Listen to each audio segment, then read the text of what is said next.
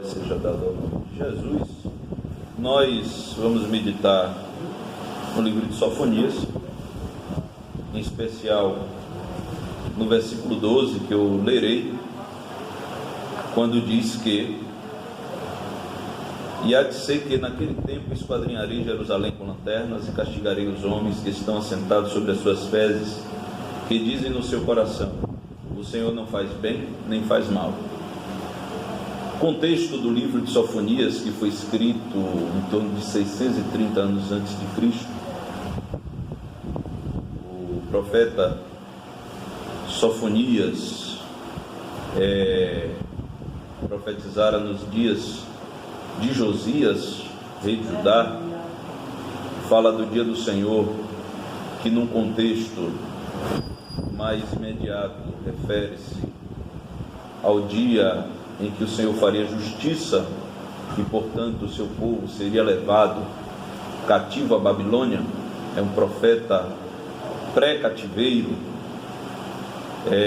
Deus usa Sofonias para dizer algumas coisas ali ao povo de Judá. E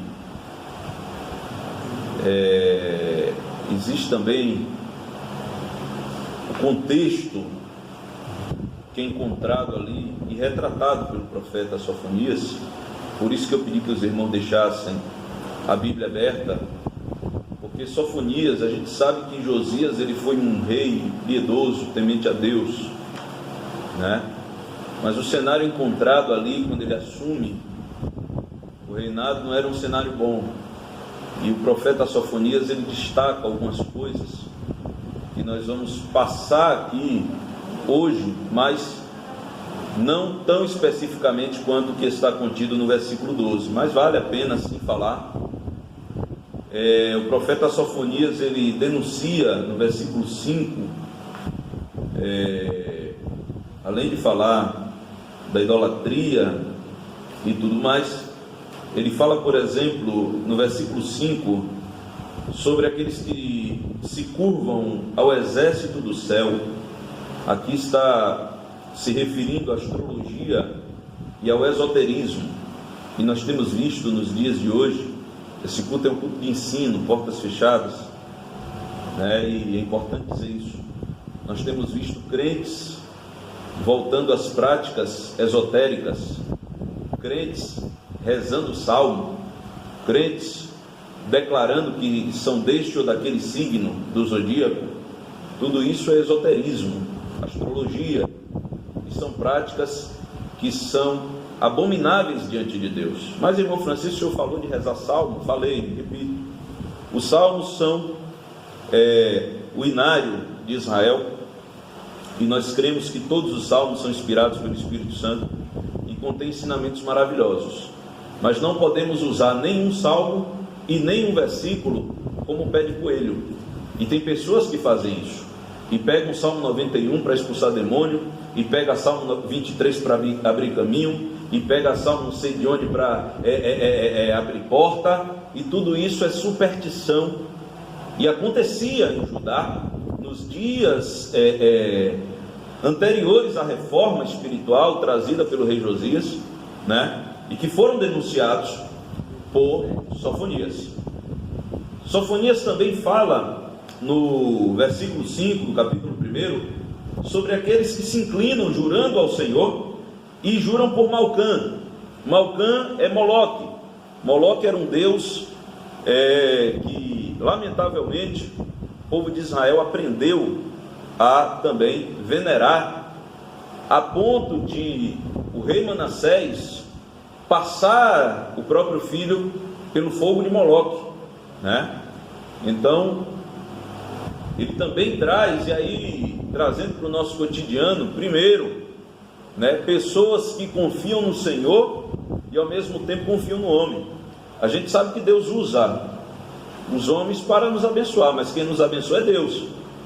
E tem gente que muitas vezes confia mais no homem do que em Deus, que pode instrumentalizar os homens, né?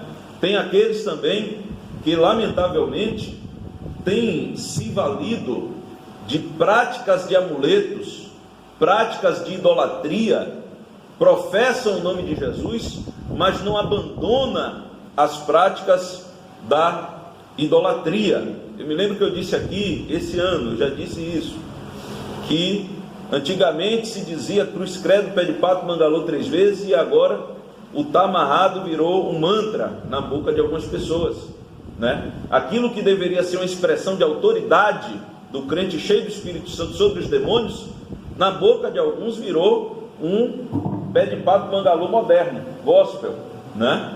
Então, Sofonias ele também protesta contra isso, protesta contra as pessoas de duplo ânimo, que são aquelas que são crente no domingo à noite, mas na segunda de manhã já não é mais.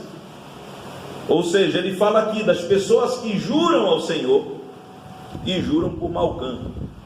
Aquelas pessoas que vivem uma vida religiosa, mas vivem também uma vida dupla.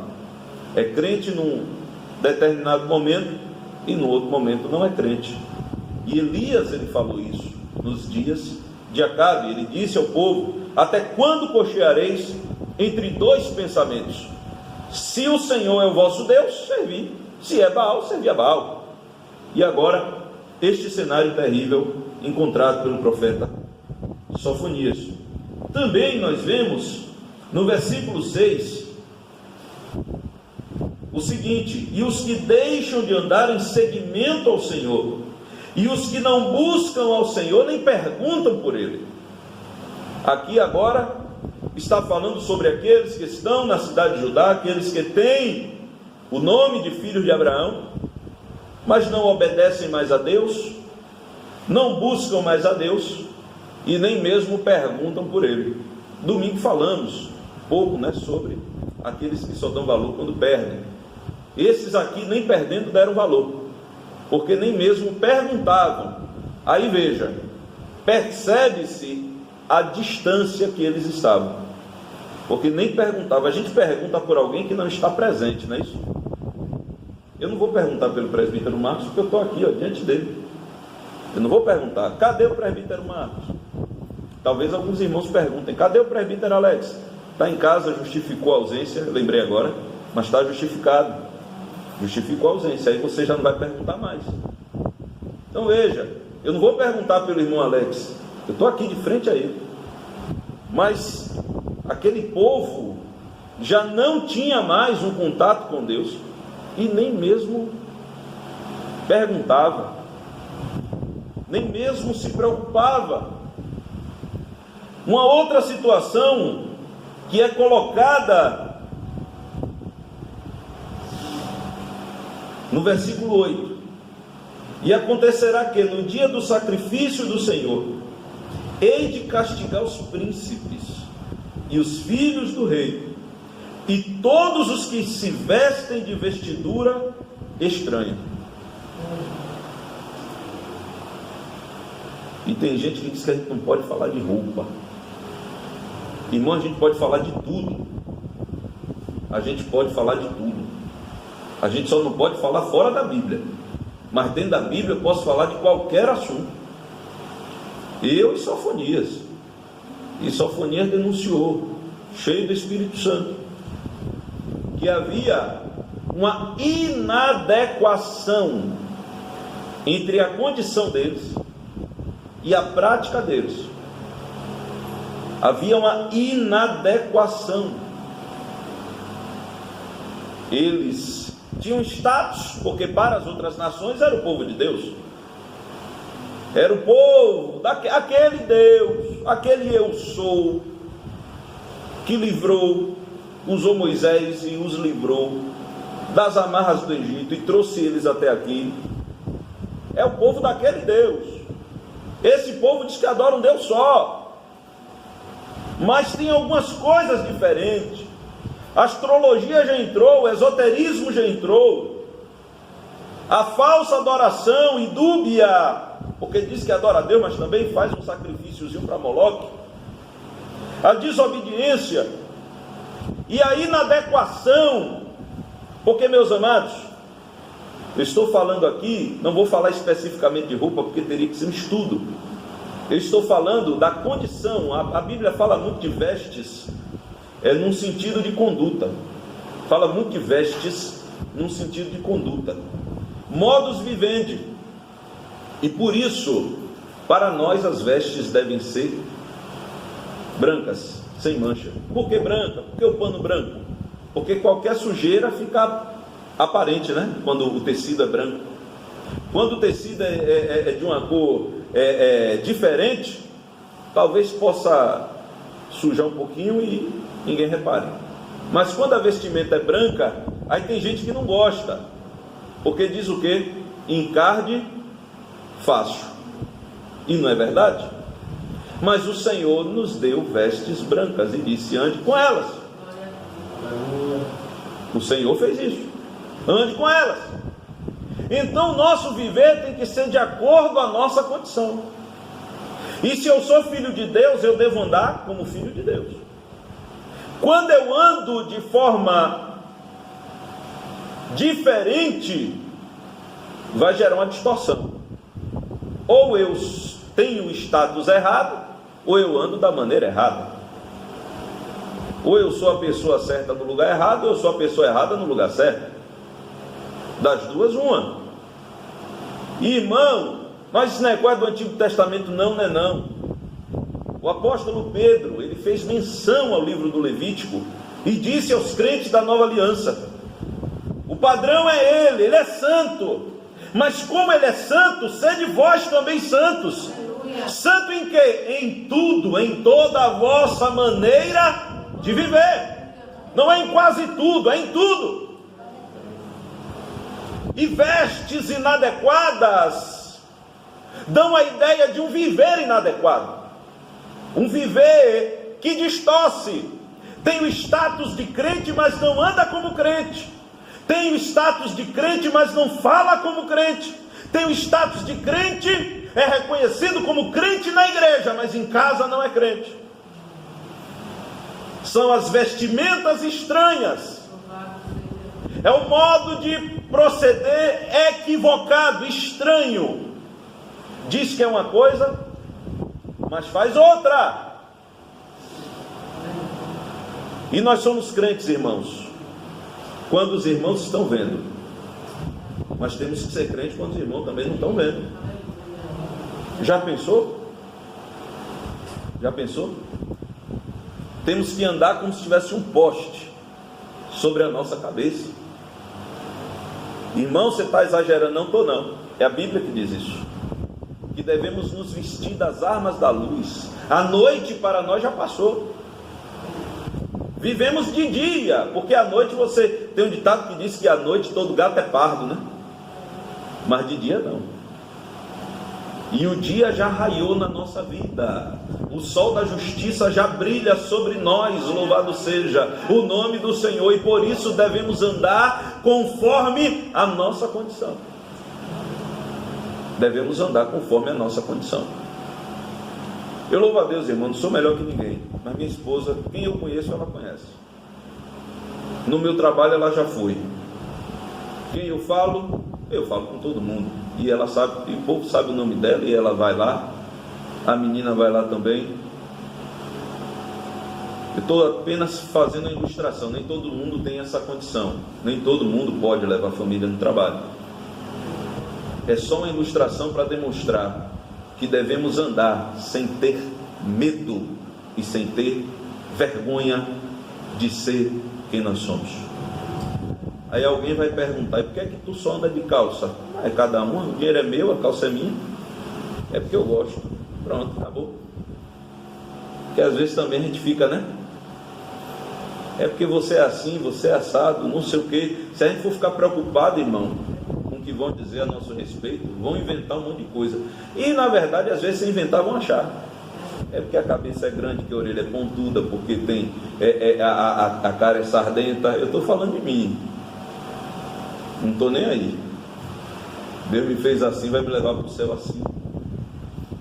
Irmão, por que você está dizendo isso? Você vai entender daqui a pouco porque eu fiz essa comparação. Seguindo, meus amados, havia também um clima de frieza espiritual. Capítulo 3 ainda, de Sofonias. Primeiro, versículos 1 e 2. Diz assim: ai da cidade rebelde e manchada, da cidade opressora. Sofonias ele fala um pouco de Nínive, mas depois ele volta para Jerusalém. E ele diz isso. E aí no versículo 2 ele fala: não ouve a voz, não aceita o castigo, não confia no Senhor e nem se aproximou do seu Deus.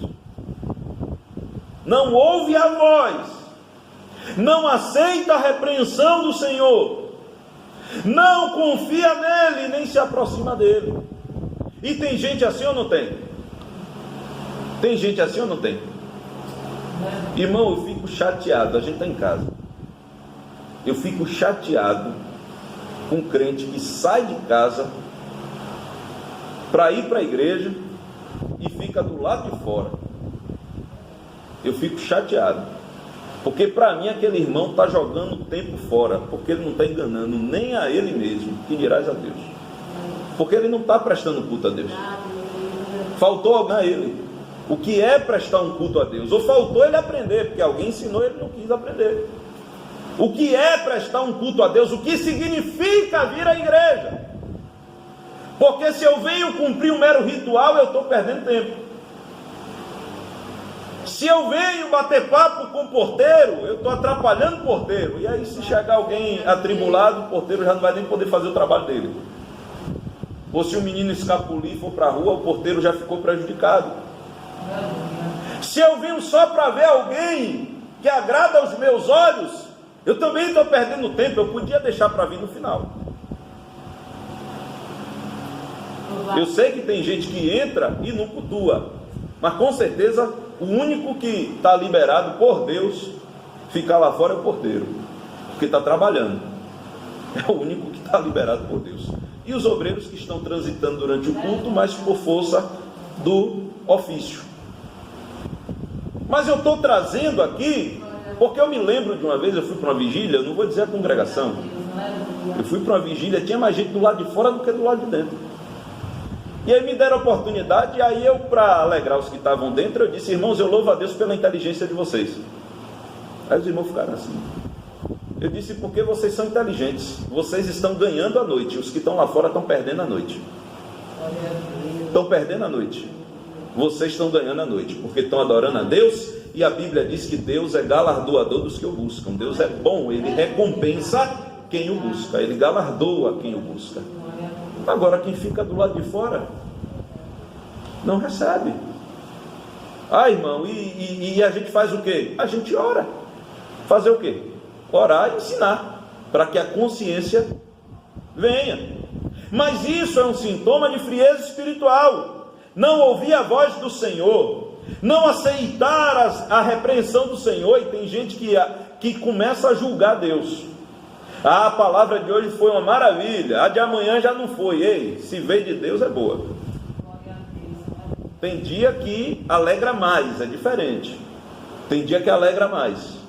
Tem dia que faz chorar. Tem dia que faz glorificar. Tem dia que, se você não se segurar na cadeira, você quer pular. E tem dia que é só para ouvir e baixar a cabeça e dizer: Jeová, eu aguento, porque o Senhor é Pai. Está doendo as costas, mas o Senhor é Pai. Mas se vem de Deus, é boa todo dia. Só não é boa quando não vem de Deus. Aí não é boa. Alegrando ou entristecendo. Se não vem de Deus, não é boa. Mas a palavra de Deus, ela é sempre boa. E eu falo isso porque alguns obreiros sofrem, são tentados a isso e acabam fracassando no ministério. Porque, irmãos, já pensou o que é? Você prega no domingo, a igreja chora, a igreja se alegra, fala em línguas, aquela coisa toda, e aí na terça Jeová diz: tu vai dar uma palavra que você não vai ver o glória dele. E aí faz o quê? Aí a gente começa a mudar. Não, vamos alegrar o povo, porque o povo se alegrou domingo, tem que alegrar terça, tem que alegrar quinta, tem que alegrar no outro domingo, tem que alegrar sempre. E aí já não é mais Deus falando, agora é o homem falando. E quando o homem começa a falar no lugar de Deus, sempre dá errado. Porque o homem, seja quem for, ele não tem nada dele para dar. seja quem for. Nada. Ele transmite o que não é dele, é de Deus. Ele transmite para o povo, mas não é dele, não é de posse dele, propriedade dele, perdão. E aí, a igreja precisa ter aptidão para receber tudo que vem da parte de Deus, quer seja edificação, quer seja consolação, quer seja exortação. Se a palavra é para edificar, amém. Se é para consolar, amém. E se é para exortar, amém também. Amém também. Mas o povo de Judá não estava dessa forma. Então, quando a palavra não era muito boa, e vamos nos lembrar que Isaías profetizou também antes do exílio, um pouco antes, mas Isaías ele falou algo muito parecido no capítulo 30, versículos 9 e 10. Isaías também protestou contra esse ânimo que se encontrava em Judá, quando ele diz: porque povo rebelde é este, filhos mentirosos, filhos que não querem ouvir a lei do Senhor, que dizem aos videntes: não vejais, e aos profetas: não profetizeis para nós o que é reto, dizei-nos coisas aprazíveis, e tende para nós enganosas lisonjas. Desviai-vos do caminho, apartai-vos da vereda, fazei que deixe de estar o Santo de Israel perante nós. Porque chega um ponto que a gente só se agrada quando Deus se faz presente se a gente estiver na mesma sintonia que Ele. Mas quando o crente começa a se incomodar com a presença de Deus, é mau sinal. Observe que em alguns lugares, quando Deus usa alguém em profecia, o inimigo sempre levanta outro para tentar calar a voz. Não sei se os irmãos já viram isso. E começa a zombar, e começa a desmerecer. É porque aquela pessoa não vai bem. Nós ainda somos, irmãos, e seremos até o dia do arrebatamento, e para além do arrebatamento, nós somos e seremos um povo pentecostal. Nós gostamos de ver Deus falar em nosso meio. Nós gostamos de profecia, nós gostamos de revelação, nós gostamos da manifestação dos dons espirituais. E se Deus quiser tomar alguém aqui em profecia e falar, neste momento eu me calo e Deus fala, porque a igreja é dele, o povo é dele, a casa é dele, ele faz o que ele quiser. Ele faz o que ele quiser. E quem sou eu para tentar calar a voz de Deus? Mas o povo estava assim: ei, profeta, não fale a verdade não, engana a gente aí com palavra boa. Olha, irmão, se alguém me convidar para pregar palavra boa, a chance de eu não ir é grande. Eu digo: irmão, só tem uma palavra de Deus, sério? Não, então não vou. Graças a Deus, até aqui o Senhor me guardou, até aqui, de alguém me convidar para dizer: pregue isso, aquilo, aquilo, aquilo. Graças a Deus. É normal, quando tem festa, escolhe-se o tema, mas eu vou crendo que a igreja orou, que o pastor orou e que Deus deu o tema, aí eu prego dentro do tema, mas aquilo que Deus manda. Também não vou doutrinar a igreja que tem pastor, mas coerente com o ministério que o Senhor nos confiou, porque não podemos de maneira nenhuma achar que agora somos o dono da palavra. Mas o povo estava assim: ó, isso aqui tu não prega, isso aqui tu prega, isso aqui tu não fala, isso aqui tu fala, isso aqui, ó, domingo você só pode falar isso aqui, terça isso aqui. Irmão, dono da igreja é Deus. Se Deus quiser, eu já vi Deus fazer isso, eu já vi. Não apareceu um visitante no domingo e Jeová tratar com a igreja no domingo. Ele não pode fazer isso não? Ele não pode não? Ou a igreja é dele. A igreja é dele, eu não mando nele não.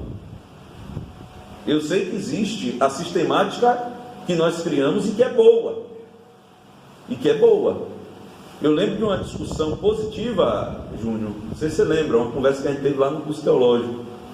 E Deus confirmou algo, né, que concordamos ali inclusive. Deus confirmou algo, que às vezes a pessoa quer inversar o Espírito Santo. Não, no culto não pode ter um glória a Deus. Por que não pode? No culto não pode falar em língua não. Por que não pode? Não pode até desordem. Mas quando o Espírito Santo ele começa a movimentar, a igreja percebe que é tudo de forma ordeira. Um chora, o outro fala em língua, o outro vai e tal, e o outro está ali quebrantado, aí Deus levanta alguém, profetiza para o outro, tudo com ordem e decência. O Espírito Santo não é bagunceiro. Agora, quando é carne, ou quando é coisa pior, aí é dever nosso, né? Coibir. Mas o irmão se alegrou, aí eu, vou mandar calar a boca. Não, eu vou ensinar ele depois, que na hora da palavra ele ouve. E quando o Espírito Santo começar a mover, ele dá lugar para o Espírito Santo também alegrar ele. Mas o povo já estava de uma forma ali que não queria saber dessas coisas. Não queria saber dessas coisas. Não aceitava mais e não confiava mais no Senhor. Não se aproximava mais de Deus. E isso levava a uma corrupção moral e espiritual. Ainda no capítulo 3 de Sofonias, versículos 3 e 4. Os seus príncipes são leões rugidores no meio dela. Os seus juízes são lobos da tarde, que não deixam os ossos para o outro dia. Lobos que não deixam os ossos para outro dia, oprimindo o povo, maltratando o povo, não deixava nem o osso para o povo.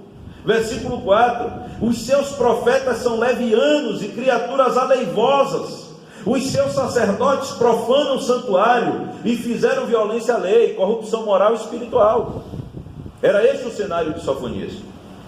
Era este o cenário de Sofonias. Corrupção moral, corrupção espiritual. Mas e por que, irmão Francisco? O irmão disse que não vai falar dessas coisas, vai falar do que está no 12. Porque Deus disse que também trataria com estes. E estes muitas vezes passam despercebidos. Eu já estou me preparando para encerrar. Quem são estes que muitas vezes passam despercebidos? São aqueles que se assentam sobre as suas fezes. Algumas traduções falam de borra de vinho, que é a mesma coisa, da ideia de excremento. A figura que Sofonias usou aqui foi de uma produção vinícola. E durante a produção vinícola, as fezes ou a borra do vinho, ela é deixada de lado, ao passo que o vinho era vertido de recipiente em recipiente. Mas a borra, o excremento, aquilo que não servia, era deixado de lado. E por conseguinte, havia em Israel uma ideia de engrossar a própria borra, dava a ideia de indiferença. Engrossar a própria borra dava a ideia de indiferença, porque o que não presta, irmão, tem que ser jogado fora, não é isso? Quando não é jogado fora, tem um ditado que diz que antes que o mal cresça, corta-se a cabeça.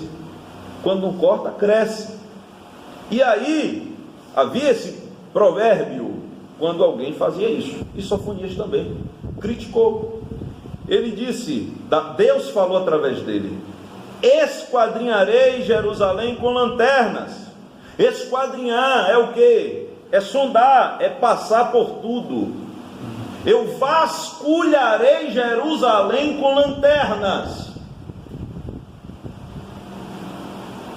e castigarei quem?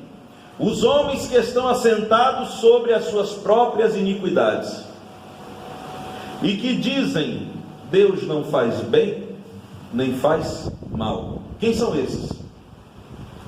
Esses são aqueles que acham que a graça é sem graça.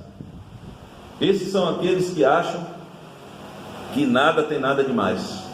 Esses são aqueles que são mornos. Esses são aqueles que não entenderam ainda qual é a boa, perfeita e agradável vontade de Deus. E aí eu trago aqui, irmãos, a reflexão da igreja. Deus se importa conosco.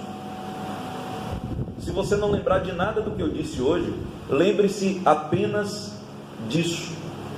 Deus se importa. Se você não lembrar de nada do que eu falei, lembre disso. Deus se importa.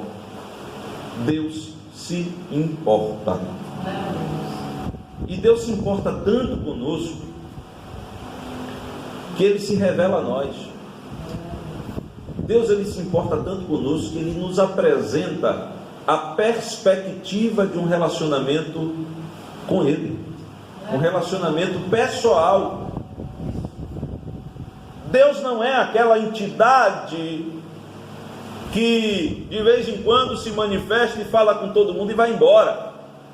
Ou como Baal e Azerá, que quando os seus sacerdotes procuraram, aí Elias zombou, deve estar viajando. Não, Deus é um Deus que se relaciona com cada um de nós, individualmente.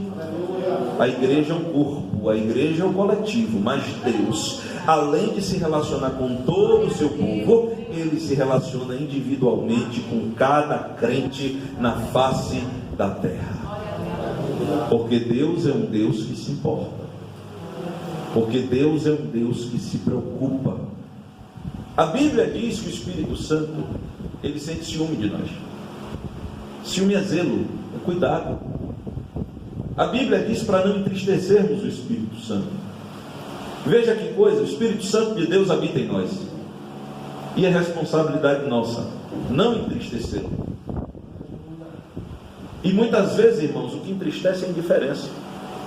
É a indiferença. E aí, meus queridos irmãos, Deus se importa com tudo que diz respeito a nós. E o que é que esses homens que estavam sentados sobre as suas iniquidades, eles diziam? Eles diziam, isso aqui é besteira, Deus não liga para isso. Isso aqui Deus não se importa com isso não. Isso aqui, Deus, com tanta coisa para resolver, vai se preocupar com isso aqui? Eu vou dar um exemplo aqui, um palavrãozinho que saiu da minha boca, Deus vai se preocupar. Um palavrão, eu tomei uma topada, eu vou falar o quê?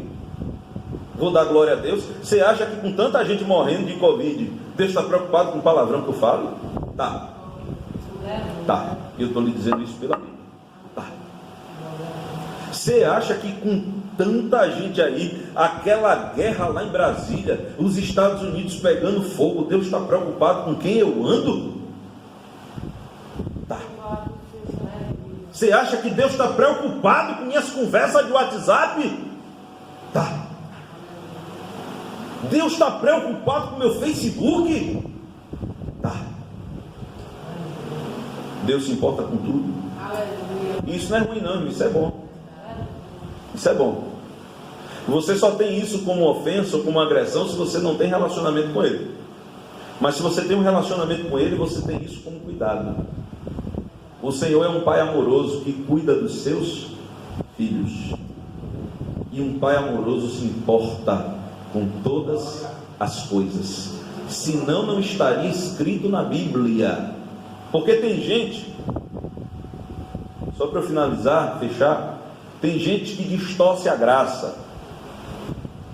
E a Bíblia está dizendo, não torne a sua liberdade pretexto para a malícia. Porque uma coisa é a liberdade, outra coisa é o mau uso dela.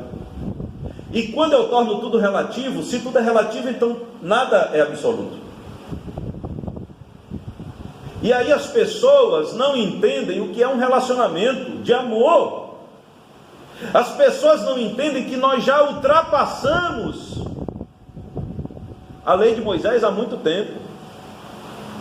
A lei do não pegue, não manuseie, já passou. A lei do não coma carne de porco, já passou. A lei do não viole o sábado, já passou, irmão. A lei de Moisés já passou. Mas a lei do amor permanece. E muita gente não entende isso.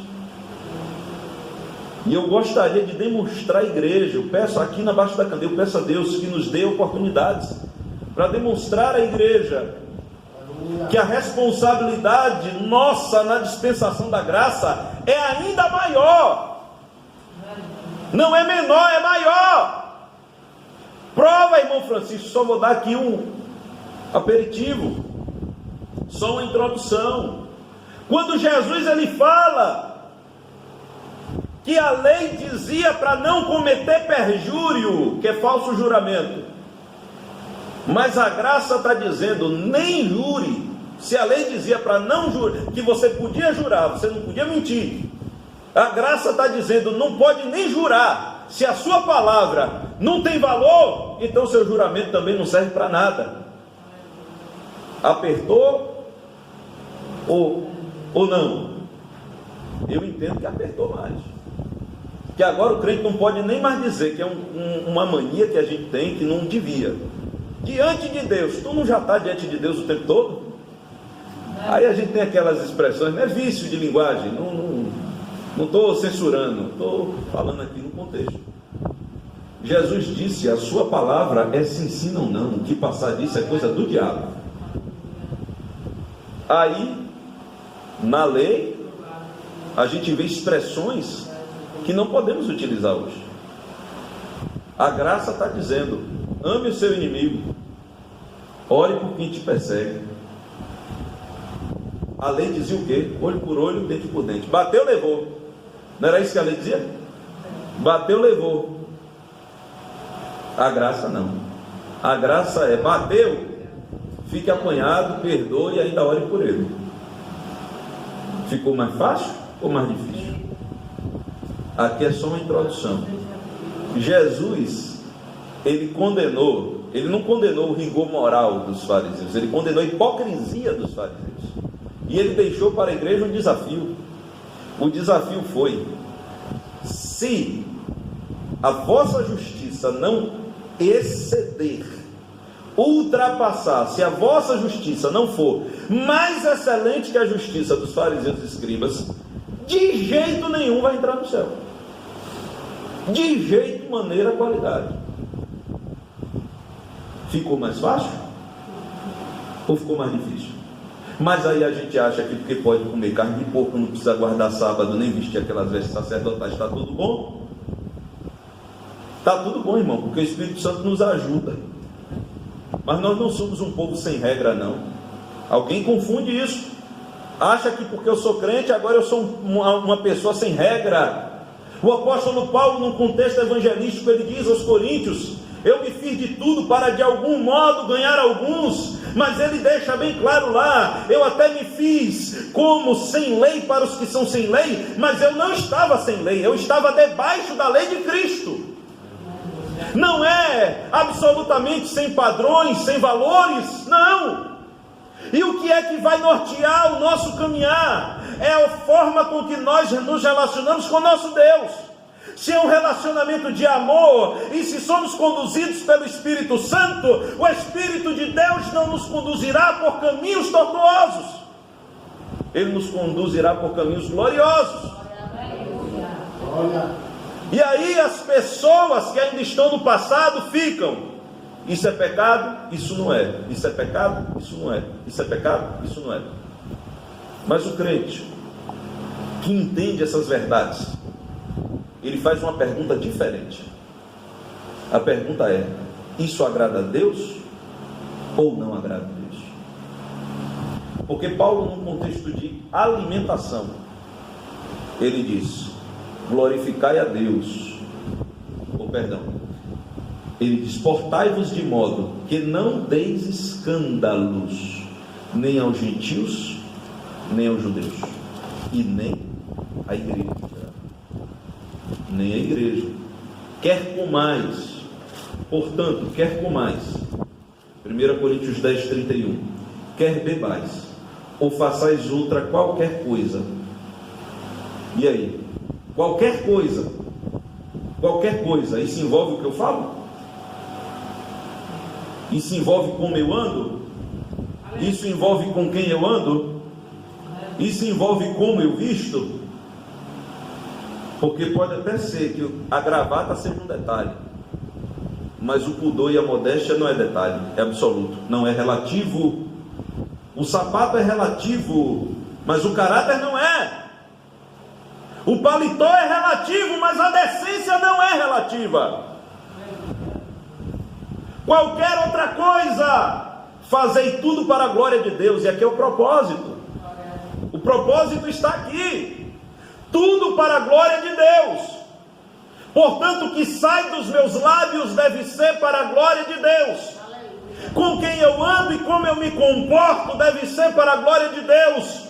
Aquilo que eu visto, como eu visto, deve ser para a glória de Deus. Como eu me porto, inclusive na igreja, no meio da minha família, como eu crio meus filhos, como eu me procedo com a minha esposa, deve ser absolutamente tudo para a glória de Deus. Irmão, até mesmo quando eu vou num restaurante, eu sei que o dinheiro é meu, quem vai pagar a conta sou eu, mas deve ser para a glória de Deus. Tudo para a glória de Deus. E isso só é um peso para quem quer governar Deus e não ser governado por Ele.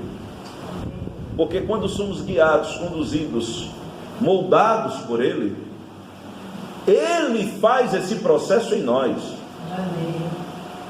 Ele faz esse processo em nós.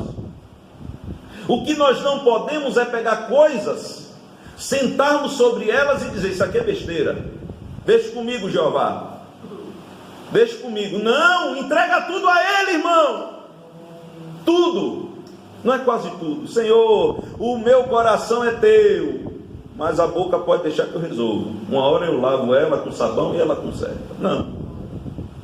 Senhor, meu coração é teu, os meus lábios são teus, os meus olhos. Porque tem gente que só a graça. Olhar não tira pedaço, tira assim. Tira. Jó disse: eu fiz aliança com os meus olhos. Esse negócio de meu coração é teu, mas os olhos deixa que eu resolvo. Não, meus olhos também são teus, Senhor. É tudo para a glória do teu nome. Sabe por quê? Porque o Senhor se importa. O Senhor se importa. E porque Ele se importa, irmão, Ele nos ajuda. Porque aí alguém vai sentir o peso da dificuldade. E renunciar não é fácil não, irmão. Já fechei a Bíblia. Renunciar não é fácil. Abrir mão das coisas não é fácil. Mas Ele se importa e nos ajuda. Ele se importa e nos ajuda. Ele nos ajuda. Eu conto aqui um testemunho rápido. Um testemunho rápido. Eu quase que nasci, glória a Deus,